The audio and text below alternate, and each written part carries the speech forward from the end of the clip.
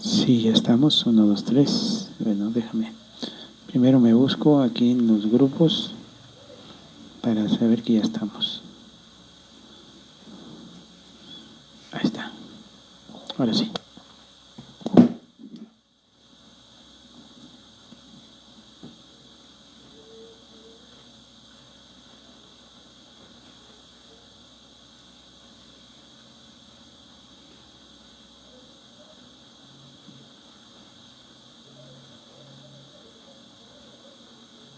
No, postura. No, postura.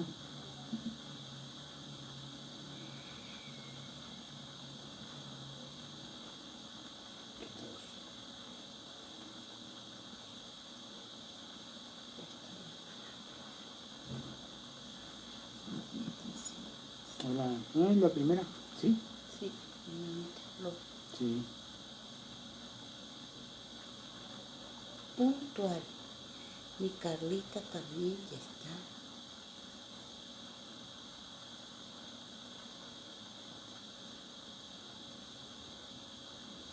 Vamos a sacar su estrellita de puntualidad. Ah, mi Carlita ya la había compartido.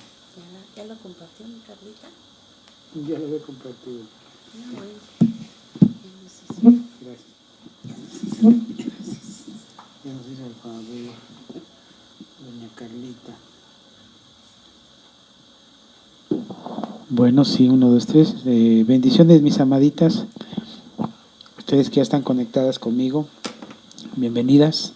Les doy la bienvenida en este su tiempo de discipulado de oración. Vamos a hacer una oración para comenzar este tiempo en donde el Señor nos permita pues la gracia, ¿no?, de conocer, de saber qué es lo que tiene para nosotros. Entonces le voy a invitar a que se ponga su velito ahí junto conmigo. Vamos a hacer una oración para comenzar este tiempo. Padre, en el nombre de Jesús, te damos gracias, mi Rey, y te pedimos en esta hora que tu palabra, Señor, que va a ser ministrada en esta hora, Señor, caiga en una semilla, que esta semilla caiga, Señor, en una tierra fértil, Señor, que podamos regarla y pueda dar fruto, mi Rey. Te ruego, Padre Santo, que toda palabra que salga de mi boca venga del trono de tu gracia, Señor. No queremos palabra humanista, humanismo, pero, Señor, líbranos de caer en herejías, de caer en blasfemias, Señor. No queremos ofenderte, ni queremos sacar de contexto todo pasaje, toda palabra que está escrita en tu bendita palabra, Señor. Por favor, que tu Espíritu Santo sea el que nos guíe, que me guíe, Señor, que me guíe para poder ministrarle al pueblo lo que tienes para nosotros, para ellos, con referente, Señor, a las estrategias de la oración.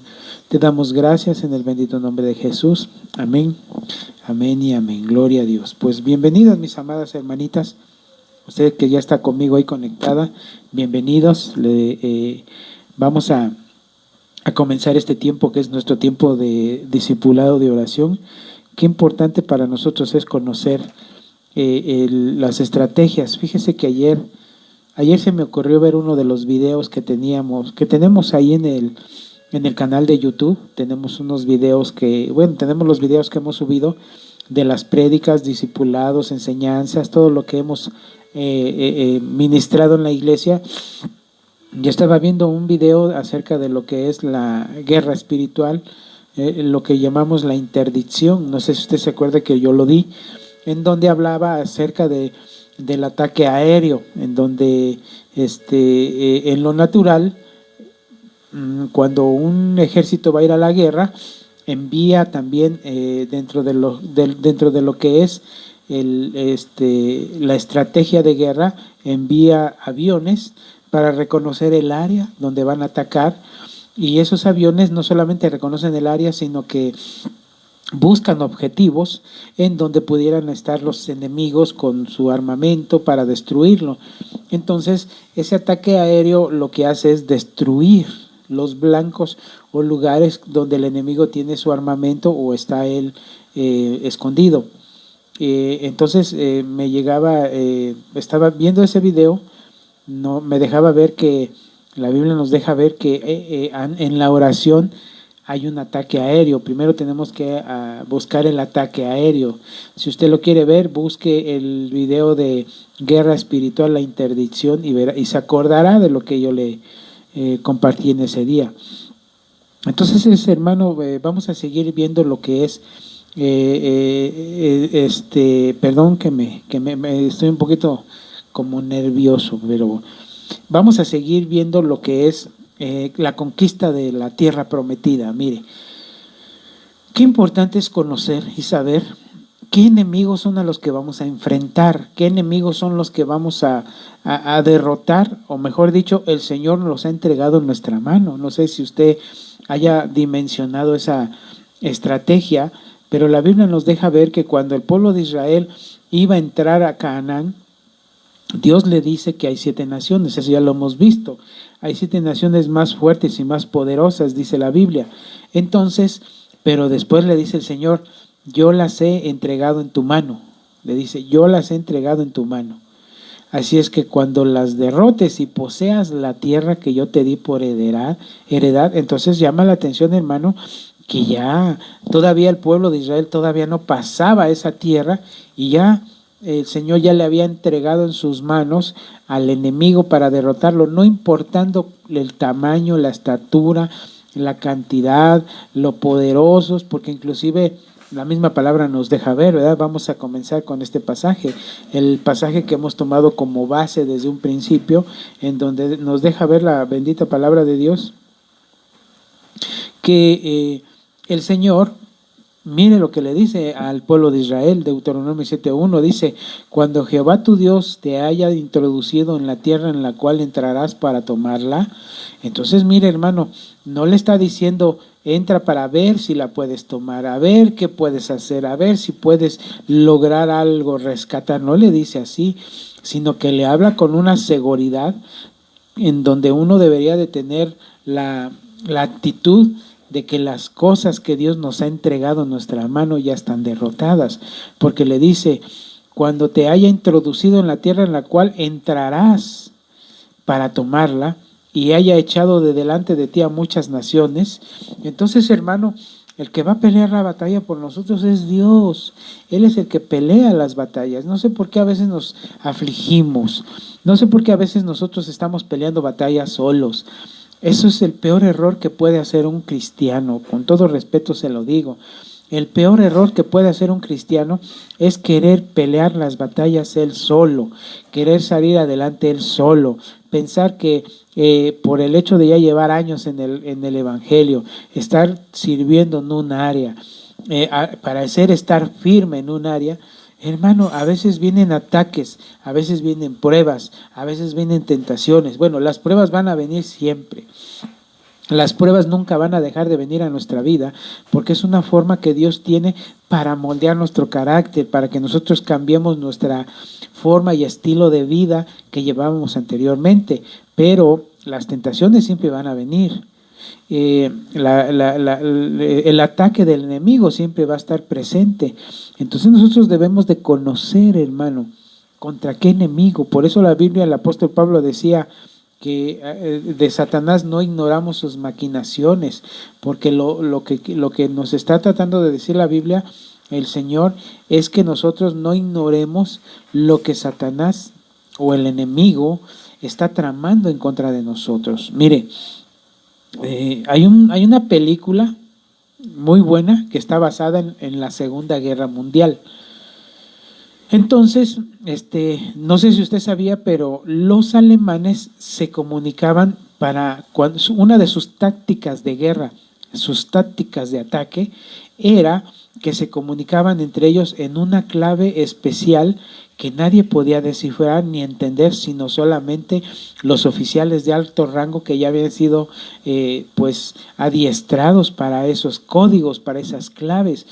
Pero lo que nos deja ver la historia es que ellos utilizaron un código que en ese código iba un mensaje en donde ellos ya llevaban ahí, en ese mensaje llevaban la forma como iban a atacar a un pueblo o un país, cómo iban a entrar para poseer, qué era lo que iban a realizar. Entonces, cuando recibían el mensaje, ellos tenían que descifrar el código, pero ya tenían ellos la forma como hacerlo. Lo que llama la atención, hermano, es que diario era un código diferente, no era el mismo, era un código diferente, porque ellos trataban de camuflajear su comunicación para que el enemigo de ellos no pudiera detectar la forma en que ellos iban a atacar, iban a actuar. No, el enemigo no podía, ellos les iban a llegar por sorpresa. Entonces, en Inglaterra, un varón se dedicó a estudiar la clave que ellos realizaban y dio con el clavo, hermano. Dio con el clavo. Entonces, resulta que cuando los alemanes enviaban sus claves para que los oficiales las descifraran, los ingleses ya las podían interceptar, las descifraban y se daban cuenta dónde iban a atacar los alemanes. Esto también nos deja ver en la Biblia, que en la Biblia nos deja ver que el profeta Eliseo, dice la Biblia, que le decía al rey de Israel: no vayas para aquel lado porque tu enemigo va a atacar ese lado. Mira, vete de este lado porque tu enemigo, él no sabe que te vas a pasar por acá. Mira, el enemigo ya hizo planes porque de ese lado va a ir.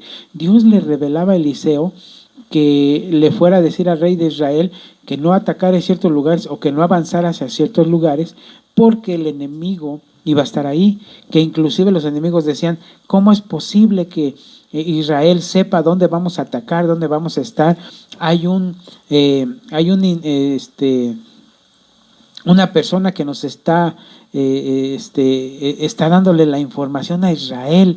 Entonces ellos creyeron que dentro de sus filas había un traidor, pero resulta que uno le dice: no, Señor, lo que pasa que el profeta Eliseo le dice al rey de Israel todo lo que tú has planeado hacer.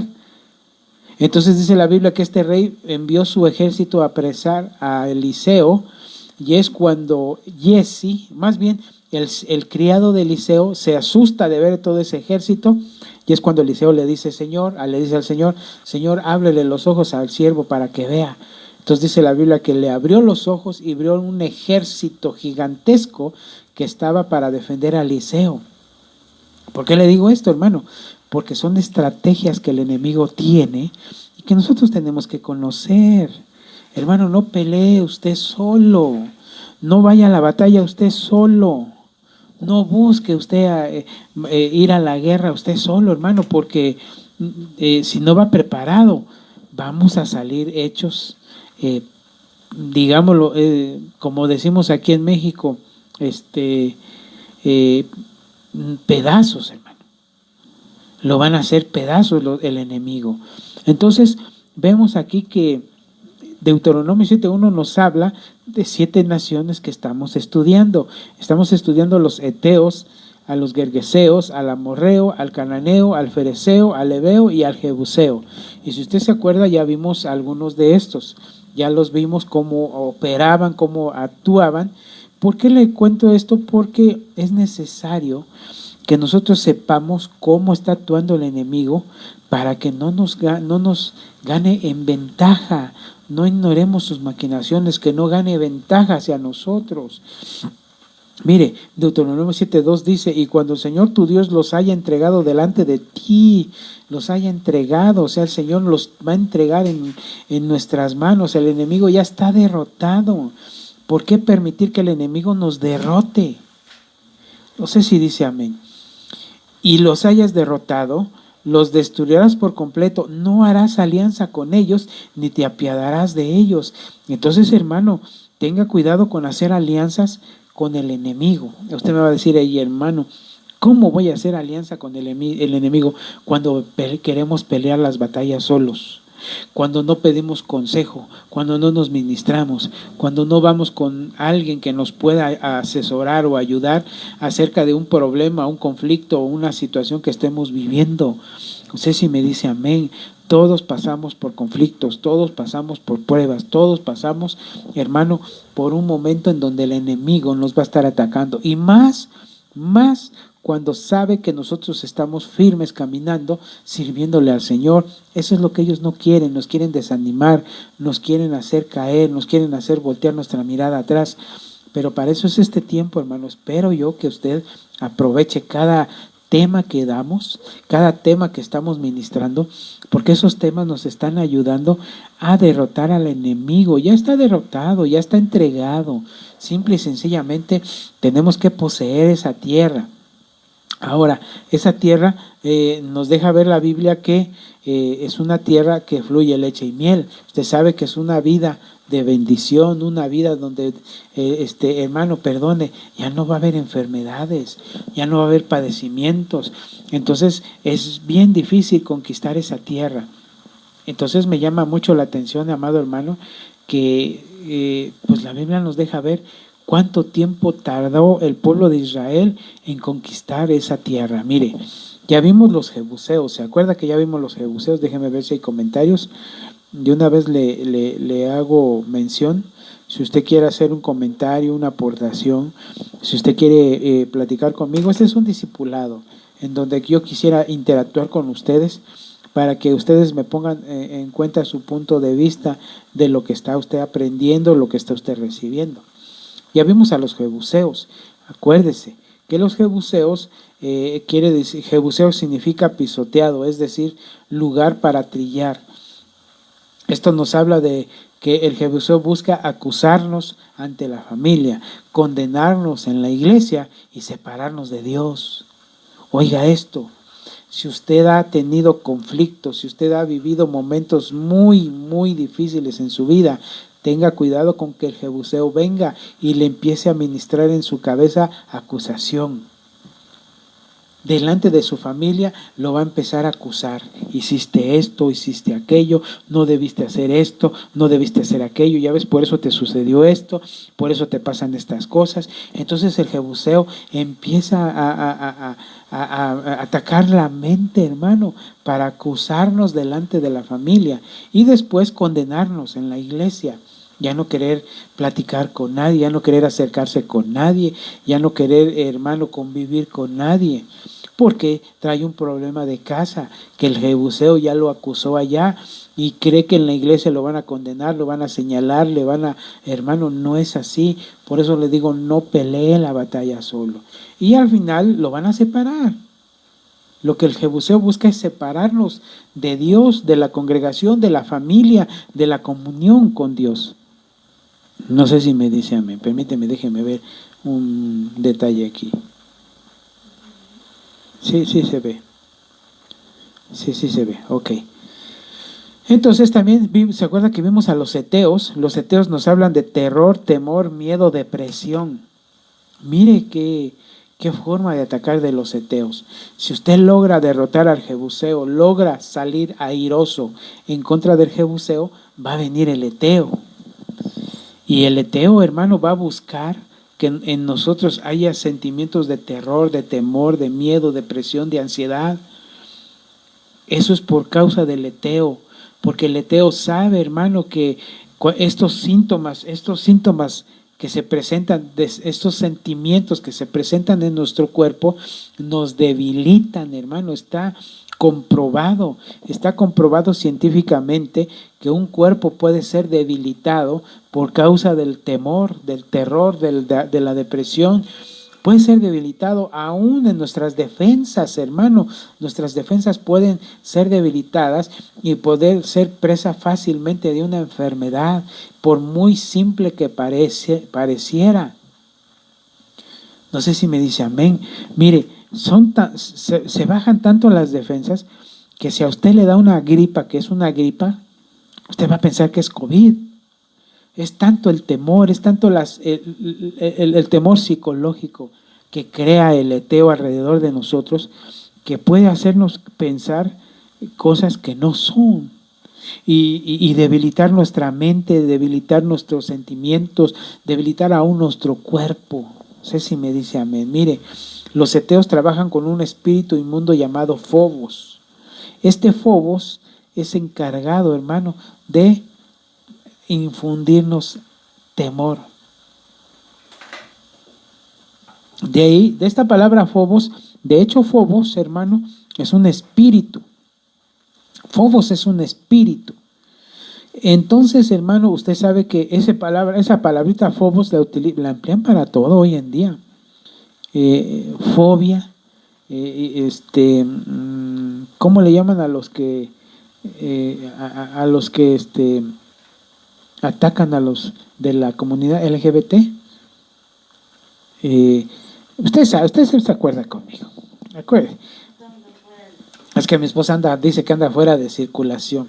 Lo que yo le quiero trasladar, hermano, que esta palabra Fobos la emplean hoy en día muy a la ligera, ¿verdad? Es que usted tiene fobia a los humanos, usted tiene fobia a esto, tiene fobia a aquello, tiene temor. No tengo temor, no tengo nada de eso. Mire, el Señor Jesús advirtió que una de las señales de los últimos días sería el temor, el temor. O sea, hermano, usted sabe que homofobia, dice mi esposita, homofobia. Es homofobia, así es. Nos debilita, atemoriza, nos quita fuerzas. Pero también homofóbicos, pero también hay otras palabras. Fíjate, Brendita y Nancy, gracias. Homofobia es cuando uno, supuestamente ellos dicen que uno está atacando a una persona por su condición, por su raza, por su linaje, por su credo, por su fe. Discriminación sí, pero también se le llama le llaman como fobia, o sea, odio hacia las personas. O sea, ellos la palabra fobia no la utilizan como miedo, sino como odio. Entonces, cuando le llaman homofobia, están diciendo que uno tiene homofobia en contra de los de la comunidad LGBTI, en contra de los que son personas de otra raza, de otro color, de otro credo, de otra fe, de otra práctica, de otra filosofía. Entonces, cuando uno no coincide con ellos, no somos nosotros, pues no tenemos nosotros nada en común. Claustrofobia es cuando uno le da miedo el estar encerrado. ¿Cómo? ¿Aeronofobia? Homofobia, pero no me llegan todavía. Ahorita que me lleguen. Entonces, hermano, el terror hoy en día, el temor hoy en día en el hombre es el que se va a marcar al final de estos tiempos, porque el hombre tiene temor de todo lo que está sucediendo hoy en día. Mire, tenemos temor por el COVID. Cuando surgió hace 2 años, pues nadie tenía tanto temor porque decían, no pasa de ser una gripita, pero cuando se empezó a esparcir por todo el mundo, hermano, acuérdese, si no, el año pasado, con qué temor vivíamos de ser infectados con el COVID. Y ahora ya salió una nueva variante que le llaman Omicron, y mucha gente, mire, simplemente el nombrecito, hermano, ya da miedo, aunque Omicron es una letra del alfabeto griego. De hecho, así se llama la O, Omicron. Dentro del alfabeto griego, usted sabe que está alfa, beta, gamma y todas esas. Entonces, una de esas letras es la letra O, que se le llama Omicron. Entonces, hermano, pero emplear esa palabra Omicron en una variante de un virus que puede ser letal o mortal, ya causa miedo, ya causa temor, hermano. Usted sabe que hace 3, 4 meses estuvimos viviendo tiempos en donde las lluvias eran tan fuertes que, hermano, en México, casi todos los estados de la República sufrieron inundaciones severas, fuertes. Y usted veía a las personas como había temor cuando veían cómo el agua pasaba como un río y arrasaba todo lo que se le ponía enfrente. Inclusive gente se veía que iban ahí flotando en esos ríos de agua que iban. Entonces, hermano, eso era un temor de ver. Cuando se empezaban a ver las nubes negras, decía uno, híjole, esa nube se ve de lluvia fuerte, y como caía, hermano, y como se manifestaba. Déjeme ver aquí ahí. Agorafobia, miedo a salir de su casa o a la calle.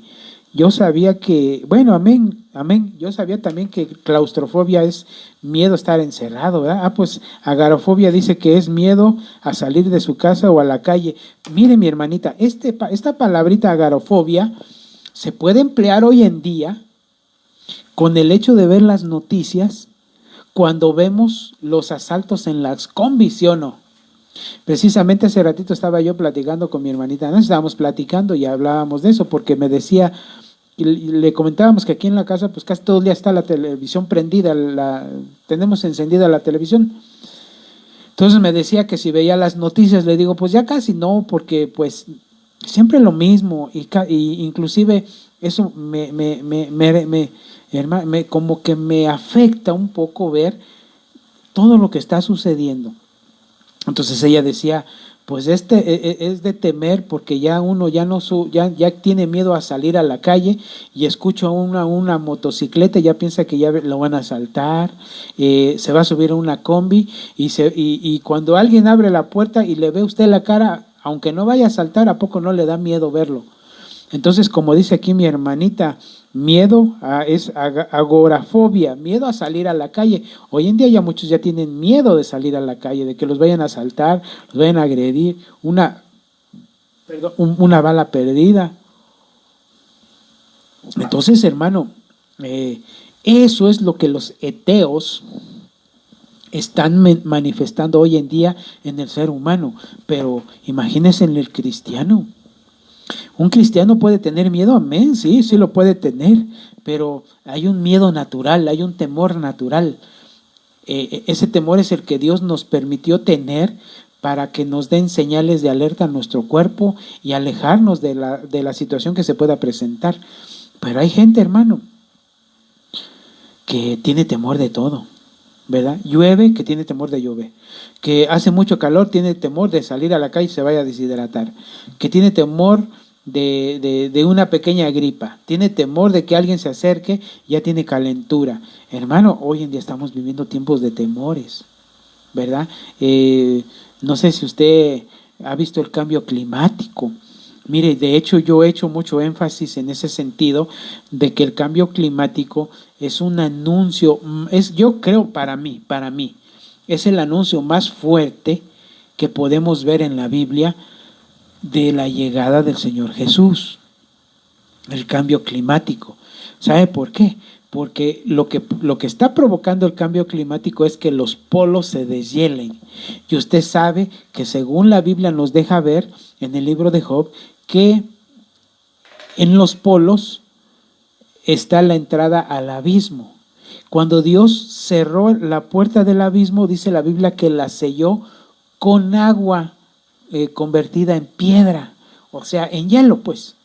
Entonces, cuando ese hielo se derrita, amado hermano, cuando se termine de derretir el hielo que está en los polos, entonces va a quedar descubierta esa puerta. Y dice la Biblia en Apocalipsis número 9 que va a bajar un ángel con la llave del pozo del abismo y la va a abrir y van a salir seres híbridos terribles. Pero cuando suceda eso, la iglesia ya se fue. No sé si me dice amén. Por eso nosotros podemos ver en el capítulo 8 de Apocalipsis, 8:13, cuando el águila se va, que dice, ay de los moradores de la tierra, por los toques de trompeta que restan por tocar. Entonces, hermano, la iglesia se va y entonces el deshielo se cumple, o mejor dicho, el calentamiento global cumple su función de permitir que se deshielen los polos para que el ángel cuando descienda pueda entrar hasta la puerta de ese foso y abra la puerta del pozo del abismo y salgan esos seres. Cuando eso suceda, la iglesia ya no va a estar. Por eso yo le digo, hermano, el cambio climático es lo que más nos va, de hecho es lo que más le podríamos de poner atención al cambio climático. Cuando usted vea que ya se desprendió un bloque de hielo en los polos, que ya está flotando otro, que ya se deshieló, que ya, hermano, dele gloria a Dios porque el Señor ya viene. No sé si me dice amén.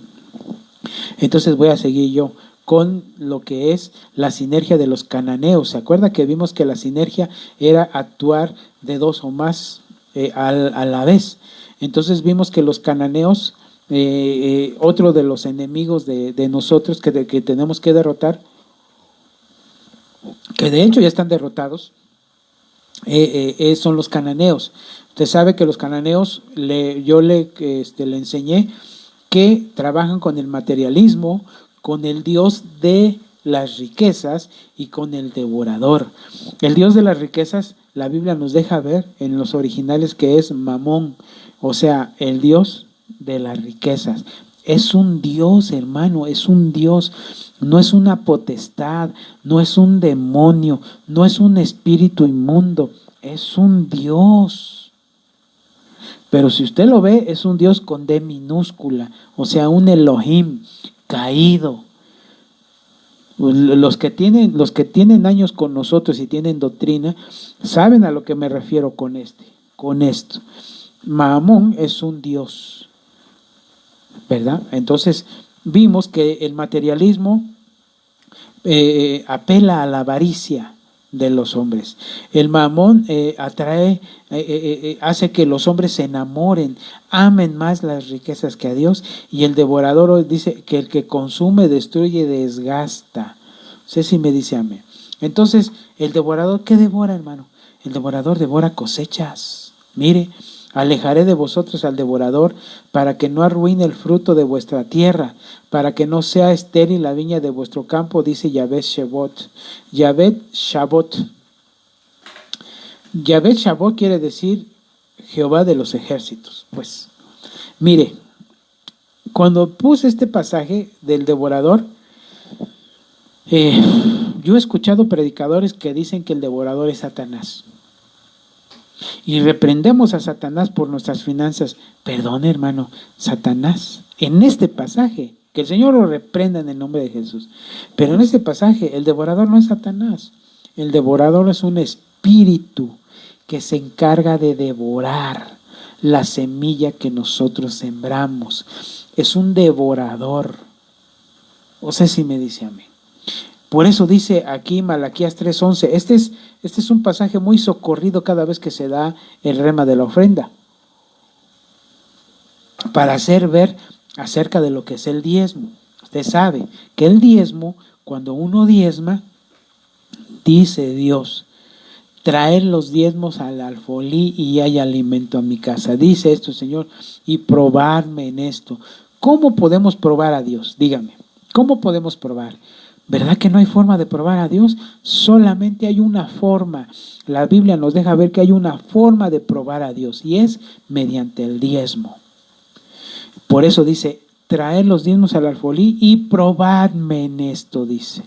Yo abriré las ventanas de los cielos, derramaré hasta que sobreabunde, dice. Y después dice, alejaré de vosotros al devorador. Hay unas versiones que dicen, reprenderé por vosotros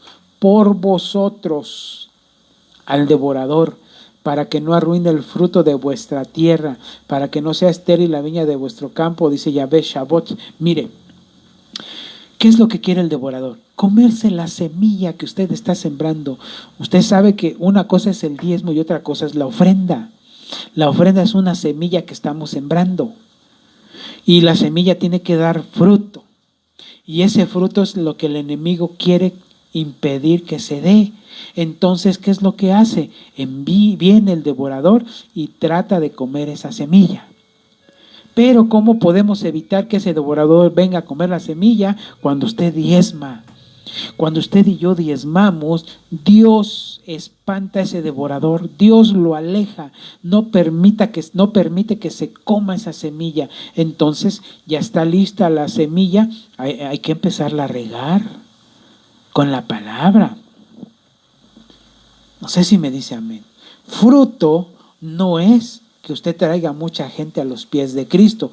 Ese no es fruto.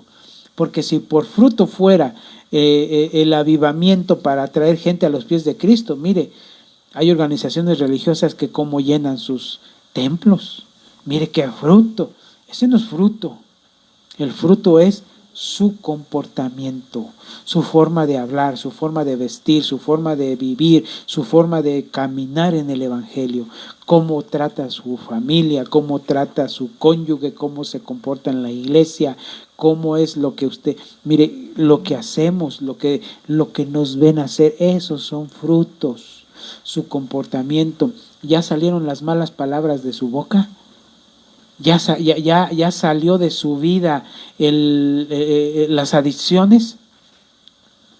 ¿Ya salió de su vida el dejar de ser un adúltero, un fornicario? No sé si me dice a mí. Entonces el devorador puede devorar una cosecha. Y acuérdese que nosotros según la Biblia, mire, si usted aspira a ser novia del Cordero, en Cantar de los Cantares dice, la tsunamita dice, venga mi señora a su huerto y coma de su fruto. Entonces, hermano, si usted aspira a ser esposa del Cordero, entonces usted tiene que ser como la tsunamita, un huerto que dé fruto, para que cuando venga el amado encuentre fruto. Pero, hermano, si permitimos que el devorador devore nuestra semilla, no va a encontrar fruto, va a encontrar ese campo estéril. ¿Y qué es ser un estéril? Ya no trabajar en la iglesia, ya no servir en la iglesia, ya, hermano, alejarse de la iglesia. No sé si me dice amén. Ya no ser partícipe en la congregación, ya no estar bajo una cobertura, no reconocer una autoridad. Ese es ser un estéril. No sé si me dice amén. Mire, devora años. Joel 2:25 dice en la versión de Navarra, os compensaré por los años que devoraron la langosta, el saltamontes, el gusano y la oruga, mi enorme ejército que envié contra vosotros. Mire qué tremendo. Cuando una persona camina en los pies de Cristo, camina, y de repente se aleja, de repente retrocede. De repente, hermano, ya no quiere nada con el Señor. Y entonces empieza a caminar según su voluntad, según su pensamiento, según su razonamiento. No se somete a nadie, no obedece a nadie, no reconoce autoridades, quiere nada más hacer su propia voluntad. Ya no va a la congregación, ya critica a todos los cristianos, ya, hermano. Entonces se empieza a vivir una vida alejada de Dios. Pasa 1 año, pasa 2 años, pasa 3 años, 4 años, 5 años, no sé cuántos años pasen hasta que el Señor los atrae y vuelven en sí como el hijo pródigo. Y entonces cuando vuelven sí dice, híjole, ¿cómo es que dejé pasar esos años? Desperdicié mi juventud en otras cosas y no sirviéndole a Dios. Por eso dice, compensaré, restituiré los años que devoraron la langosta. Entonces, hermano, no nos lamentemos por las cosas que no hicimos en otro tiempo. Muchas veces luego decimos, ¿cómo es que no me alcanzó el Señor cuando era un jovencito? Pues el Señor le va a restituir esos años, ¿verdad? Quizá no lo alcanzó cuando era un jovencito de 20, 25 años por la fuerza y el vigor que tenía. Pero si le va a restituir esos años, quiere decir que le va a devolver y le va a hacer sentir el vigor y la fuerza que usted tenía en ese tiempo. No sé si me dice amén. Mire, mucha gente sufrió el ataque del devorador y perdió el gozo, la alegría de convivir, se vuelve amargado, no convive con nadie, juzga, señala, está a la defensiva, se aísla, pierde etapas de su vida, sumido en peleas contra Dios y de los hermanos, solo ve los pies de barro de los demás. Pura bronca con Dios, es que no me cumpliste esto, puro conflicto con Dios. Es que no me cumpliste esto, es que yo te pedí esto y no me hiciste caso, ahora me voy porque en otro lado me hacen caso, puro pleito amargado. Es que Dios no me escucha, Dios no me oye, Dios no, sí lo escucha, sí lo oye, pero no lo busca. No sé si me dice amén. Mire, devora hijos tecnones. Apocalipsis 12:4. Su cola arrastró la tercera parte de las estrellas del cielo y las arrojó sobre la tierra. Y el dragón se paró de delante de la mujer que estaba para dar a luz, a fin de devorar a su hijo cuando ella diera luz. Mire, no hay comentarios todavía, no. Bueno, ¿qué es un hijo tecnón? Un tecnón es aquel que está madurando. ¿Se acuerda que ayer nos hablaron de la madurez? Que el ser destetados nos habla de madurez. Ayer nos hablaron de eso. Este pasaje nos deja ver que hay dos tipos de hijos: los hijos huíos y los hijos tecnones. Por eso dice, el dragón se paró de delante de la mujer que estaba para dar a luz, a fin de devorar a su hijo. Esta palabra hijo es la palabra huíos, tecnón. Tecnón nos habla de la madurez. Pero hay hermanos que creen ser maduros y todavía son huíos, todavía son inmaduros. ¿Por qué le digo esto? Porque hay unos que se sienten archirrecontra hiper mega ultra hiper llega, como dice el apóstol, espirituales. Hay hermanos que tienen mucho conocimiento de la palabra, de verdad que tienen un conocimiento hermoso de la palabra, se la saben, le debaten inclusive a uno. Pero les dice uno algo, ya se sienten y ya se quieren ir de la iglesia, puro huíos, en lugar de tecnón. Sucede algo en la iglesia y ya se va de la iglesia porque se enojó, es que el pastor no hizo esto, no me hizo aquello, no me hizo caso, el hermano me vio feo, el hermano no me quiso hacer caso, el hermano puro hijo tecnón que está siendo devorado.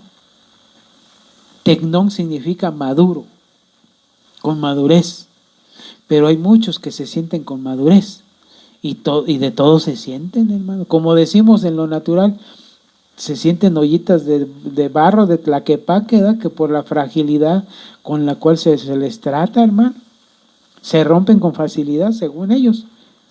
Entonces, hermano, devora hijos tecnones, o sea, aquellos que se creen espirituales, pero todo les duele, todo lo ven mal, todo lo sienten, son muy sentidos. Es que el hermano habló mal de mí delante de todos, ya no voy a ir porque no tiene amor. Hermano, como una vez le preguntaron al apóstol, ¿lo dijo por mí? Pues sí, lo digo por ti, pues ¿por quién más? Para eso veniste a la iglesia, ¿no? Para que Dios te hablara. Perdone, para eso está usted conectado, ¿no? Para que Dios le hable. Líbreme, mi Dios, de ofenderlo. Líbreme, Dios, de ofenderlo. ¿Verdad? Pero hay muchos hijos que son así, tecnones. Mire, hijos en griego tiene dos significados.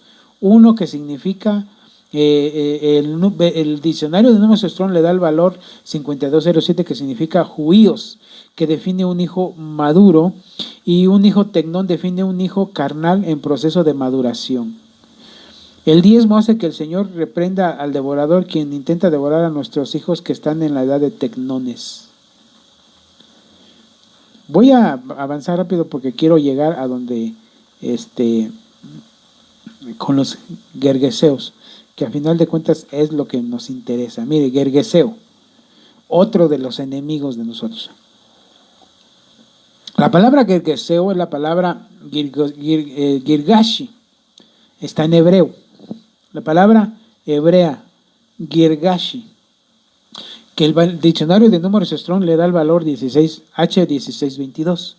Y mire la definición, dice, gentilicio de un nombre que no se usa, de derivación incierta, girgashita, una de las tribus nativas de Canaán, gergeseo, que habita, morador, en suelo arcilloso, en barro, morador del barro. Cuando hablamos del barro, ¿de dónde tomaron el barro? ¿Verdad? ¿De dónde lo tomaron? Dice mi hermanito Luis Castillo, dice, los hijos tecnones se podría decir que son ovejas almáticas, más o menos sí. Digámoslo que sí, almáticas, porque debemos de ser espirituales. Mire, hay hermanos que sí tienen cierto grado de espiritualidad, son espirituales, pero los atrae más el sentimiento almático. Miren, no que sea malo lo almático, porque si no, Dios, ¿para qué nos dio un alma? Para que tengamos sentimientos, pero no todo lo podemos ver almático, hermano. Mire, la definición de un almático es aquel que todo siente, hermano. Todo lo siente, todo le duele, todo le acusa, pero en el alma. Y mire, y vuelvo a la carga, perdone que le ponga este ejemplo, vuelvo a la carga con el mismo ejemplo, pero para los que tenemos años ahí en la congregación de Familia Maranata, muchos de ustedes conocieron al hermano Rafa, que hoy en día, que la semana pasada se bautizó su hijo, Elías, ¿se acuerda? Este niño, su papá, Rafa, era un hermano que iba enfermito ya en sus últimos meses de vida, y iba muy enfermo a la iglesia, pero ahí iba el varón. Entonces, nosotros cuando lo veíamos, creíamos que impulsados por el Espíritu íbamos y orábamos por él. Entonces, hermano, con todo respeto lo digo, yo creo que nos ganaba más el sentimiento del alma que el sentimiento del Espíritu. ¿Saben por qué? Porque si hubiéramos permitido que el Espíritu nos hablara, hubiéramos entendido el propósito de Dios para él y no hubiéramos orado como orábamos, sino que nosotros lo veíamos enfermo, delicado, cómo llegaba pues sí, se veía muy cansado el varón. Entonces muchos de nosotros sentíamos una necesidad de orar por él, pero no era una necesidad del Espíritu, era del alma. Porque orábamos, Padre, en el nombre de Jesús, declaramos sanidad, declaramos que sus riñones quedan limpios, declaramos esto, declaramos aquello, y pura sanidad, hermano, ven. Y el hermano se le ocurre morirse. Entonces todo lo que declaramos de sanidad no se dio, ¿por qué? Porque fuimos movidos por el alma. Si hubiéramos sido movidos por el Espíritu, hubiéramos entendido el plan de Dios que era para él, y entonces nuestra oración hubiera sido diferente. Claro, si hubiéramos orado por él, pero ya no hubiera sido como lo hacíamos, hubiera sido diferente si hubiéramos sido más espirituales que almáticos. No sé si me dice amén. Entonces, como dice aquí mi hermanito Luis Castillo, supongo que es él, los hijos tecnones se podría decir que son ovejas almáticas, pues sí, algo así. Entonces, mire, Josué 3:10 dice, y Josué añadió, en esto conoceréis que el Dios vivo está entre vosotros y que ciertamente expulsará de delante de vosotros a los cananeos, a los hititas, a los heveos, a los fereceos, a los gergeseos y a los amorreos y a los jebuseos. Pero mire, déjeme decirle algo. Cuando estamos pasando por un proceso de prueba, ¿cuánto puede durar la prueba en una persona? ¿Cuánto puede durarle una prueba? Le puede durar días, semanas, meses o años. Depende de cada uno. Depende de nosotros cuánto puede durar una prueba. El apóstol una vez hacía mención que la prueba no cambia a nadie. Lo que cambia es cuando salimos de la prueba para ver cómo comenzamos a cambiar nuestro estilo de vida. Yo lo creo también de esa forma. Porque a veces, mire, la Biblia, y él pone como pasaje aquel que dice que Dios iba a probar a los moradores de la tierra en la hora de la prueba. Y dice, y no se arrepintieron de sus hechicerías, sus brujerías y sus idolatrías, dice la Biblia. Entonces quiere decir que cuando los pasaron por la prueba, no se arrepintieron de lo que hacían. Entonces él dice, la prueba no cambia a nadie, sino que el cambio se da saliendo de la prueba. Ahora, ¿por qué le digo esto? Porque según este pasaje dice la Biblia que el pueblo de Israel tenía que entrar a conquistar la tierra de Canaán, pero había gigantes en esa tierra. ¿Cuánto cree usted que duró la conquista de Canaán completamente, en donde ya el pueblo de Israel se asentó? derrotó a todos los enemigos y por fin pudo vivir asentado en esa tierra. ¿Cuántos años se imagina usted? ¿Verdad? Porque, hermano, a veces estamos en medio de una prueba y ya queremos salir de ella. Señor, ya no aguanto. Señor, ¿por qué? ¿Por qué me das esta prueba? ¿Por qué dura tanto? Mire, ahorita le digo. Eric García dice, amén, puede durar 40 días o 40 años. Pero espérame, Eric, amén, puede durar 40 años. Pero mira, mi hermanita Sagrario dice, sí, amén, dura el tiempo que nosotros queramos. También, pero mire, más que querramos, soportemos, ¿verdad? Porque a veces luego no soportamos. Mire lo que dice este pasaje, mi querido Eric. Hechos 13:19. Y habiendo destruido 7 naciones en la tierra de Canaán, les repartió en herencia la tierra de ellas. Oye esto, mira, cosa que duró cerca de 450 años. Mira, Eric, tu comentario, amén, yo lo creo. De hecho, la prueba era para 11 días, hijo. La prueba era para 11 días. De salir de Egipto a Canaán era 11 días, el desierto. Pero ellos prefirieron 40 años, amén. Ok, después de 40 años entraron a la tierra prometida, pero había 7 naciones que habían que derrotar. Y mira, 450 años tardaron ellos en derrotar a todas estas naciones. Entonces, ¿qué quiere decir esto, hermano?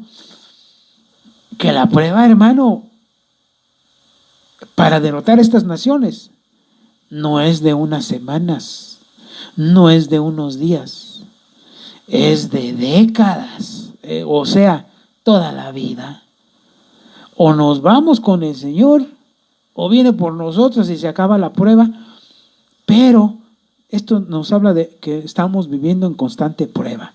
Claro, cuando salimos de una, la que sigue ya no es igual a la anterior, ya es otra forma de prueba, porque ya ahora ya es otra forma de carácter, otra forma de comportamiento. No sé si me dices amén, hijo.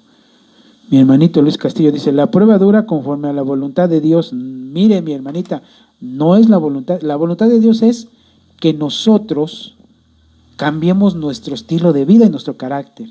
La prueba dura según usted y yo. Porque mire, cuando el pueblo de Israel salió de Egipto, ellos iban a caminar a Canaán, a la tierra prometida. Su meta era la tierra de Canaán.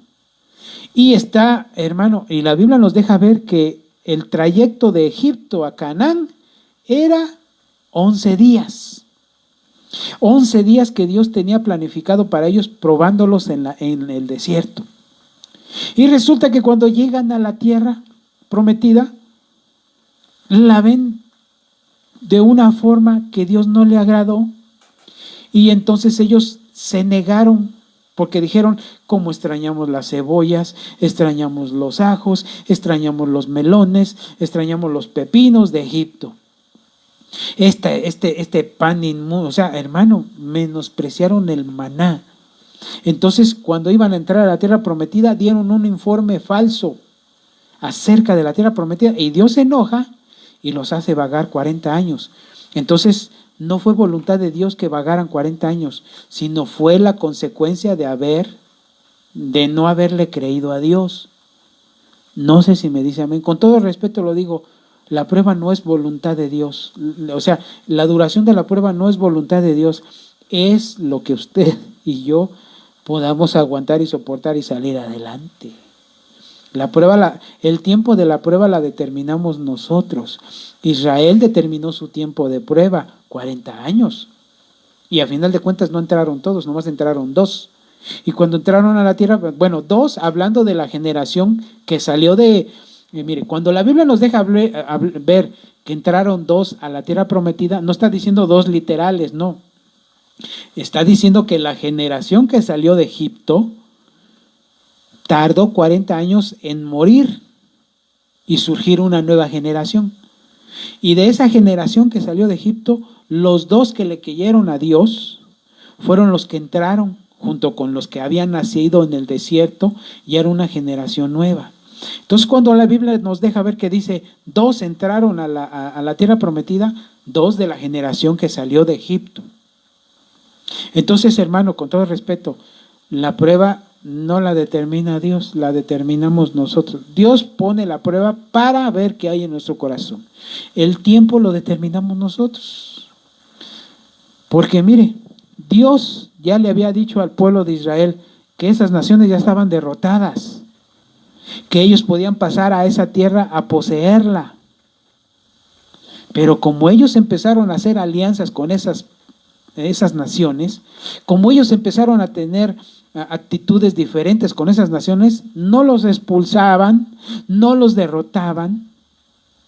Entonces, hermano, ¿qué pasó? Que cuando se asentaron definitivamente, correctamente en esa tierra, ya habían pasado 450 años. Eso lo definieron ellos, no Dios. Ellos, porque no hicieron lo que Dios les había mandado hacer. No sé si me dice amén. Mi hermanita Aide, ¿verdad? Dice,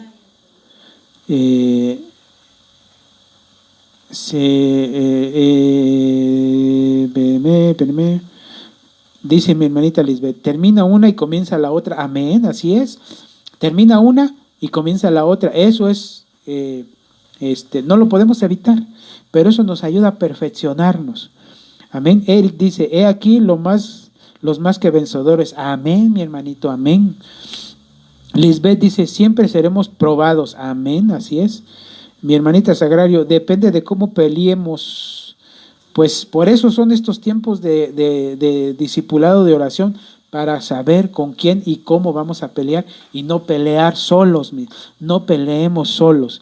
Mi hermanita Aide dice, cada prueba uno mismo decidimos si la pasamos o nos quedamos en ella por falta de fe. Así es. Cada prueba, mire, hay hermanos que no pasan la prueba, empiezan a vivir la prueba y se van, ya no los volvemos a ver. Eso no fue de voluntad de Dios, fue voluntad de ellos, fue decisión de ellos. No sé si me dice amén, ¿verdad? Amén lo que dice mi hermanita Aide, ¿es cierto? Mi hermanita Sagrario dice, tú decides. Oiga, aquí dice medio feo mi hermanita, aguas con lo que escribe, ¿eh? Aguas, mi hermanita. Dice, tú decides qué tiempo te quedas en la prueba. Pues sí, es lo que le digo. La prueba en sí es para saber qué hay en nuestro corazón. Cuando salimos de la prueba empieza el moldeo en nuestro corazón. Y después ya viene la otra. No sé si me dice amén, pero vamos a ver. Sí, ya lo sé, pero es que aquí, como a mi hermanita Sagrario, como aquí la palabra se le cambia, ahí se lee medio feo, ¿eh? Entonces, fíjese antes de que salga la letra, porque sí se ve feo ahí lo que se escribió. Bueno, Mateo 8:28 dice, y como él hubo llegado a la otra ribera, al país de los Gergesenos, le vinieron al encuentro 2 endemoniados que salían de los sepulcros, fieros en gran manera, que nadie podía pasar por aquel camino. Las versiones como Reina Valera dice que al país de los Gadarenos. Y esa palabra Gadareno, en esta versión de la Reina Valera de 1909, lo traduce como Gergesenos. Oiga esto, Gergesenos. La palabra Gergesenos es la palabra griega, Gergesenos, que de origen hebreo, oiga esto, de origen hebreo, que significa Gergesenos, o uno de los aborígenes de la Palestina, Gadarenos. Oiga esto, Gadarenos.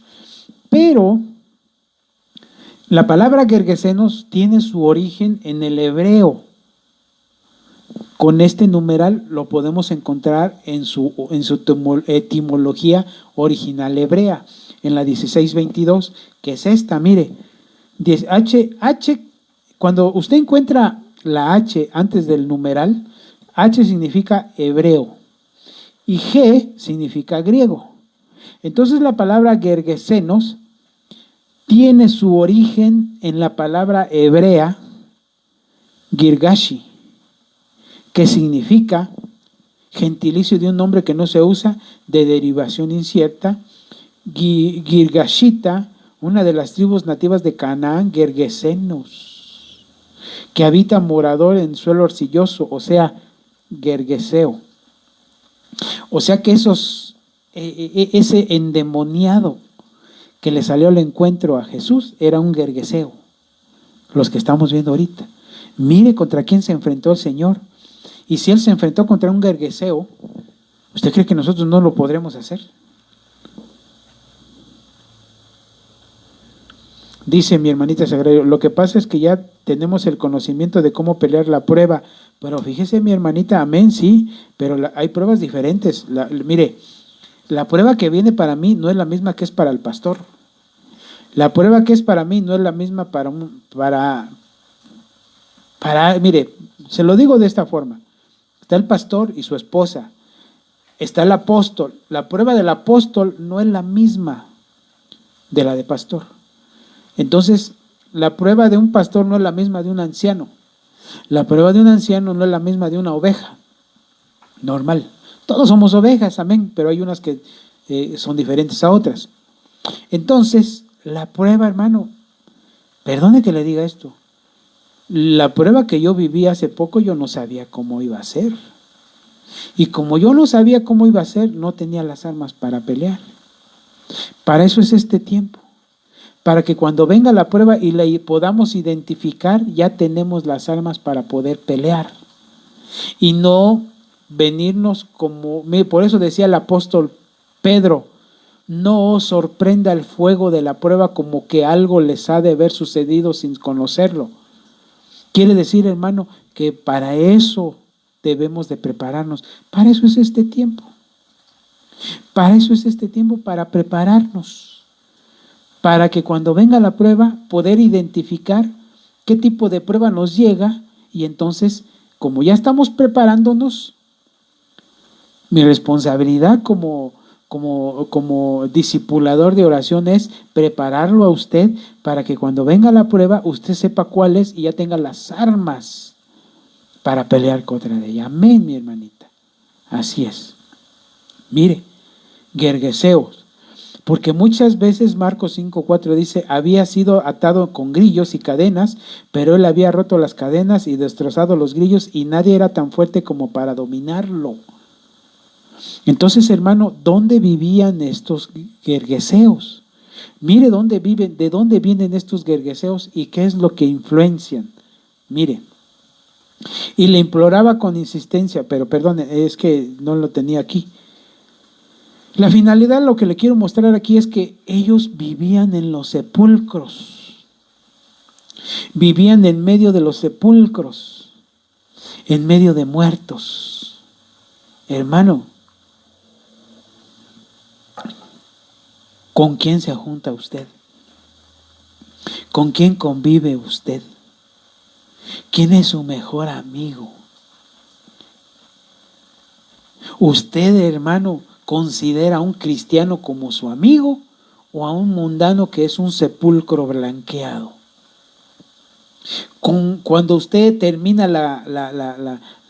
el culto en la iglesia, hacen la invitación para ir a disfrutar de los talentos que nos dan en la congregación para poder tener un rato de coinonía y de comunión. Y hay muchos que prefieren irse a los sepulcros que quedarse con los vivos. Porque en la congregación habemos puros vivos. Y muchos lo que hacen es, se van. Es que voy a comer con tal pariente, voy a ir a tal lado a hacer esto, voy a ir allá a tal lado, voy a ir acá a tal. Y con puros sepulcros. Puro cristiano que anda entre los sepulcros. No sé si me dice amén. En lugar de convivir con los vivos. Perdone, ¿de qué hablarán con los muertos? ¿De qué habla con un sepulcro? ¿De qué va a hablar? Entre los sepulcros, ¿de qué va a hablar? Le va a hablar de Cristo y que le va a decir, no, a mí no me hables de tu religión, a mí no me hables. A eso van. Y me falta más, hermano, mire. Y le imploraba con insistencia que no los echara fuera de esa región. Entonces, hermano, las batallas son regionales. Hace ratito el pastor y yo platicábamos acerca de por qué se le considera Ecatepec peligroso, como el municipio más peligroso del país, ¿verdad? Pero yo le decía, bueno, pues hay lugares tranquilos, hay lugares en donde uno puede caminar pues con tranquilidad y hay lugares en donde de plano, ahí yo no paso ni de chiste. Pero no nada más en Ecatepec, también en Cuautitlán, también en Tultitlán, también en Iztapalapa, también en Tepito, también allá en Naucalpan, en Tlanepantla. Hermanos, es que hay espíritus territoriales y esos espíritus se mueven en esos territorios y ya crean un ambiente, hermano, de inseguridad, de temor. Dice que le insistían que no los echara fuera de esa región, porque son territoriales. Si yo que estoy viviendo aquí en Ecatepec, estamos luchando con ciertos espíritus inmundos, acuérdense que Ecatepec significa el cerro de los vientos, con todo viento de doctrina, con toda filosofía, con todo pensamiento humanista, peleamos contra esas potestades en Ecatepec. Ahora, si usted conociera el origen del nombre del municipio donde usted está, sabría contra qué potestades está usted peleando en ese lugar. No sé si me dice amén, hay más comentarios. Dice, Luis Castillo dice, pero si puede haber pruebas congregacionales, no. No, la prueba es individual, mi hermanito, porque la salvación es individual. Y en este caso, el carácter no es congregacional, el carácter es individual. La prueba es para saber qué hay en nuestro corazón. Mire, Dios, cuando sacó al pueblo de Egipto, dice que quería saber qué había en su corazón de cada uno de ellos. La prueba fue, bueno, digámoslo de esta manera, la prueba fue para todo Israel, porque todo el pueblo salió e iban a un lugar. Pero cada uno peleó su batalla. Acuérdese que 2 salieron victoriosos y los demás no. Entonces, hermano, una prueba congregacional pudiera ser, yo creo que, pues cambiando de situación, pudiera ser que sí, mi hermano. Pudiera ser que sí, o sea, tomando en cuenta la situación que vivió Israel al salir de Egipto y entrar a Canaán, como pueblo, Dios los probó a todos, ¿verdad? Entonces, pudiera ser que sí hay una prueba congregacional, yo creo que sí. Es más, hermano, déjeme decirle algo, en la congregación ha habido pruebas muy fuertes, ahí en Familia Maranata. Yo llevo ahí con el pastor 13 años en ese lugar y hemos vivido hermanos que se van, hermanos que vienen, hermanos que se van, hermanos que empiezan a servir. Cuando los levanta el pastor para servir, viene la prueba y se van. Yo he visto muchos que se han ido por la prueba que viene a la iglesia. Entonces, tomando lo que dice mi hermanito aquí, Luis Castillo, ¿puede haber una prueba congregacional? Yo creo que sí, mi hermano. Cambio ahí, corrijo, yo creo que sí. ¿Mande? Yo creo que sí, corrijo ahí lo que dije anteriormente. Yo creo que sí, mi hermano. Si hay pruebas congregacionales, sí. Entonces también ahí debemos de estar nosotros preparados, hermano, porque puede venir una prueba por parte del anciano, por parte del pastor, o por parte de un congregante, de una oveja. Puede venir una prueba que esa prueba a la oveja que le están haciendo a él le afecte a toda la congregación. No sé si espero que sí. Pero sí, hermano, tomando en cuenta eso, yo creo que sí. Sí puede haber una prueba congregacional, sí, mi hermano. Pues mire, quiero terminar con esto. Este pasaje no. Y los demonios le rogaron diciendo, envíanos a los cerdos para que entremos en ellos. Oiga esto. Envíanos a los cerdos. Y termino con este pasaje, ya no terminé todo lo que yo quería. Espéreme tantito. No deis a los perros las cosas santas, ni echéis vuestras perlas a los cerdos, no sea que las pisoteen con sus pies y se vuelvan contra vosotros y os despedacen. O sea, hermano, que la forma de actuar de un gergeseo es en forma de cerdo. Porque el demonio o la legión que estaba en esos gadarenos, cuando Jesús les dio la orden de salir fuera del gadareno, ellos que le dijeron, envíanos ese hato de cerdos. Y el Señor, ¿por qué pidieron ir a los cerdos, hermano? Porque los cerdos son animales inmundos, según la palabra de Dios.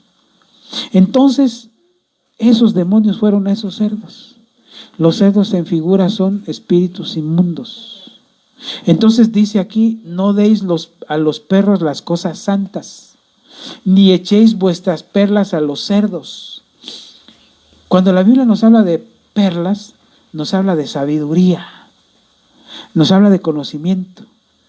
A veces, hermano, cuando queremos ir a predicar, mire, por eso yo ayer le decía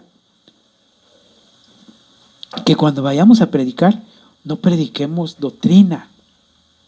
Porque si usted predica doctrina, le estaría echando las perlas a los cerdos. Lo van a menospreciar, las van a pisotear, no le van a hacer caso, no se van a convertir, no le van a creer, porque necesitan un espíritu que no tienen, que usted y yo sí tenemos.